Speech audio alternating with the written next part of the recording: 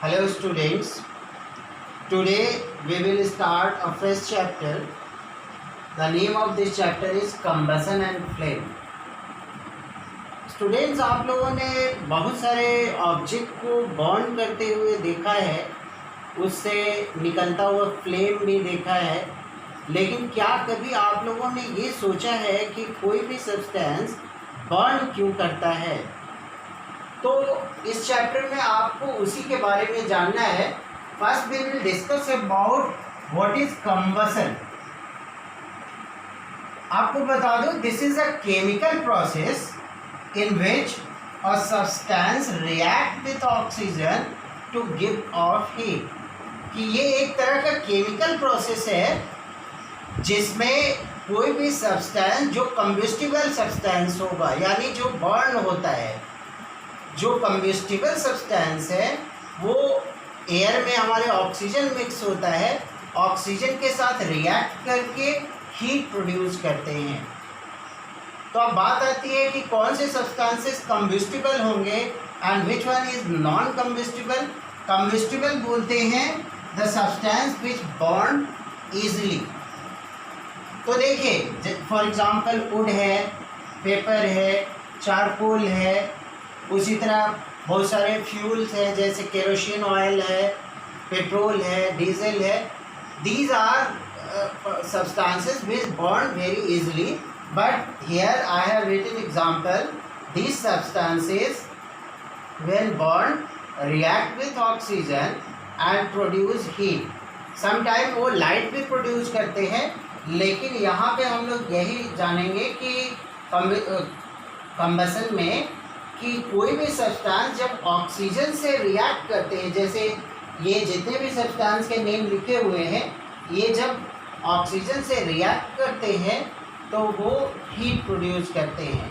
ऐसे सब्सटेंसेस को combustible substances बोलते हैं. एंड वाइस वर्सा भी है कि the substances which do not react with oxygen and do not produce any kind of heat. जब रिएक्ट नहीं करेगा तो हीट भी प्रोड्यूस नहीं करेगा. जैसे आपके स्टोन हुए, आयरन नेल्स हुए, ग्लास हुए, और भी ढेरों ऐसे सब्सटेंस है जो कि नॉन कंबस्टिबल कैटेगरी में आते हैं. ये हीट नहीं प्रोड्यूस करते और ना ही ऑक्सीजन से रिएक्ट करते हैं. तो ऐसे सब्सटेंस जो कंबस्टिबल होते हैं, यानी the substance which undergoes combustion, ऐसे सब्सटेंसेस को फ्यूल बोलते हैं. The substance which burn and react with oxygen, उन सब्सटेंसेस को फ्यूल बोलते हैं जो कि कंबसन के प्रोसेस में इन्वॉल्व होते हैं.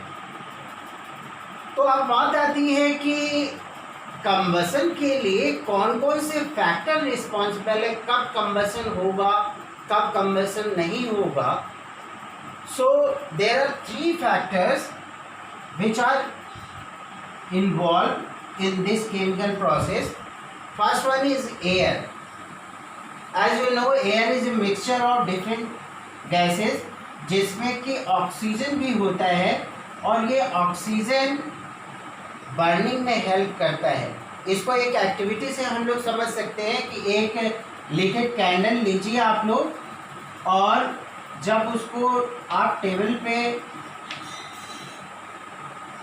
इंस्टॉल करोगे, उसको टेबल पे पुट करोगे, तो वो फ्रीली एयर के कांटेक्ट में रहता है और फ्रीली बर्न करता रहता है.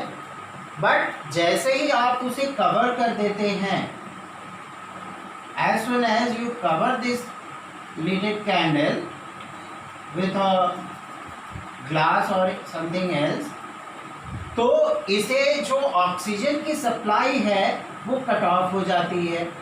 The oxygen which are coming in contact with this candle, burning candle, वो कट ऑफ हो जाती है. और ऑक्सीजन की सप्लाई जब कट ऑफ हो जाती है तो ये कैंडल एक्सटिंग्विश हो जाता है, यानी बुझ जाता है.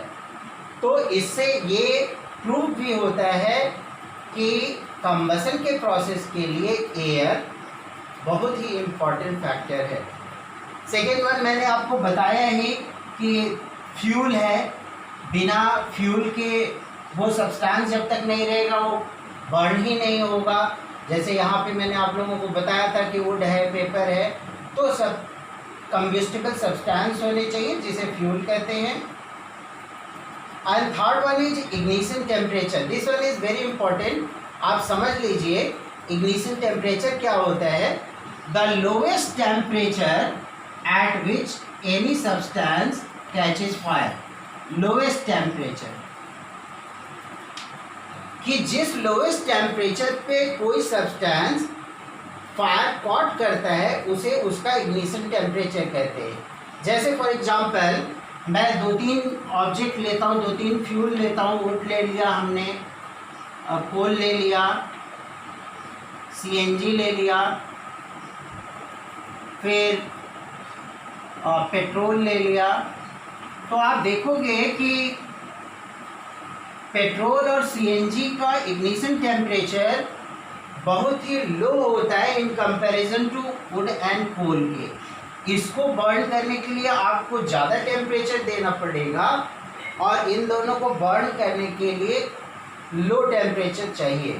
तो इग्निशन टेम्परेचर तो सबको चाहिए, इसको पेट्रोल और सीएनजी, कोल एंड वुड सबको बर्न करने के लिए आपको इग्निशन टेम्परेचर चाहिए। बट कंपेरेटिवली सीएनजी और पेट्रोल का वुड और कोल के कंपैरिजन में उसको लो इग्निशन टेम्परेचर की रिक्वायरमेंट होती है। Hope you understood all this term. Thank you.